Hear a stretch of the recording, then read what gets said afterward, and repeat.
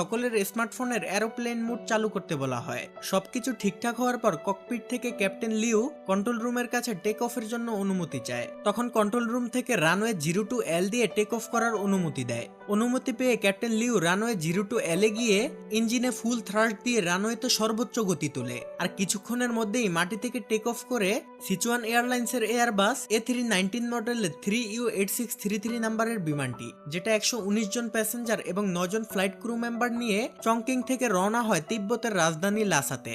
যাই হোক, প্লেন খুব সুন্দরভাবে চলছিল এবং সবাই যার যার কাজে ব্যস্ত ছিল। কেবিন ক্রুরা যাত্রীদের বিভিন্ন সমস্যার সমাধান করতে থাকে।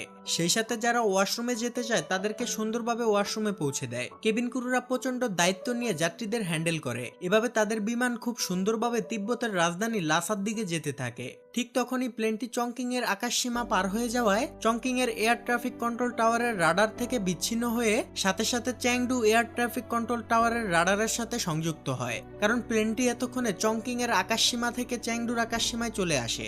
এক কথায় বলতে গেলে চংকিং এর রাডারের রেঞ্জ থেকে বের হয়ে চ্যাংডুর রাডারের রেঞ্জে চলে আসে। তাই চংকিং ছেড়ে এখন সমস্ত কমিউনিকেশন চ্যাংডুর সাথে করতে থাকে। কিন্তু তারা কেউই জানে না যে সামনে তাদের জন্য কি ভয়ঙ্কর পরিস্থিতি অপেক্ষা করছে। যাই হোক, এভাবে প্লেন খুব ভালোভাবেই এগোতে থাকে। কিছুক্ষণ পর প্লেনটিতে হঠাৎ ঝাঁকুনি শুরু হয়, যেটা দেখে প্লেনের যাত্রীরা আতঙ্কিত হয়ে পড়ে। ক্যাপ্টেন লিউ সাথে সাথে বেল বাজিয়ে কেবিন ক্রুদের সতর্ক করে। আর কেবিন ক্রুরা যাত্রীদের সান্ত্বনা দেওয়ার চেষ্টা করে আর বলে, আপনারা কেউ ভয় পাবেন না, টার্বুলেন্সের জন্য এমনটা হচ্ছে। আর সাধারণত আমরা জানি এলোমেলো ভাবে বায়ু চলাচলের কারণেই টার্বুলেন্সের বা ঝাঁকুনির সৃষ্টি হয়। ক্যাপ্টেন লিউ তখন কন্ট্রোল রুমকে জানায় প্লেন এখন 30,100 ফিট উপরে টার্বুলেন্সের কারণে অতিরিক্ত কাঁপছে। তাই প্লেনকে আরো উপরে নেওয়ার জন্য সে কন্ট্রোল রুমের কাছে অনুমতি চায়। তখন কন্ট্রোল রুম থেকে আরো 2000 ফিট উপরে ওঠার জন্য অনুমতি দেওয়া হয়। অনুমতি পেয়ে ক্যাপ্টেন লিও প্লেনকে আরো 2000 ফিট অর্থাৎ 32,100 ফিট উপরে নিয়ে যায়, যাতে বাতাসের চাপ কিছুটা কম থাকে, যা মাটি থেকে প্রায় 10 কিলোমিটার উপরে।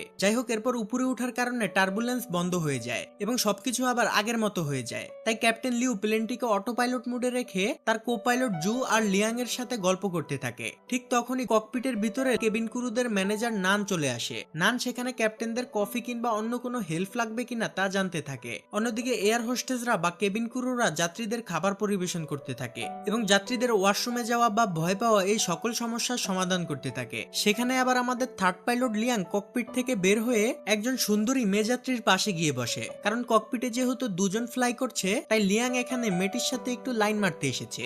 এটা আবার কেবিন ক্রুদের ম্যানেজার নান দেখে মুচকি মুচকি হাসছে। অন্যদিকে কেবিন ক্রুরাও সুন্দর সুন্দর ছেলে যাত্রীদের নিয়ে হাসি ঠাট্টা করছে। এভাবে তাদের যাত্রা খুব ভালোই হচ্ছিল।